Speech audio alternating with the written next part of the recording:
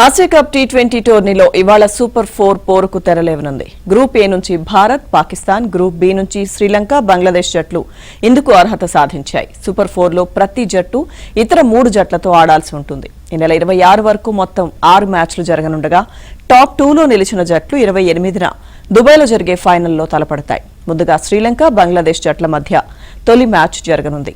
ఆడిన 3 మ్యాచ్ల్లో నెగ్గి లంక ఊపు మీదుంది. ఓపెనర్లు నిశాంక, మెండిస్ ఫామ్ లో ఉన్నారు. అయితే మిడిల్ ఆర్డర్ పుంజుకోవాల్సి ఉంది. అటు బంగ్లాదేశ్ జట్టు లంకపై గ్రూప్ దశలో ఎదురైన ఓటమికి ఈసారి బదులు తీర్చుకోవాలనుకుంటోంది.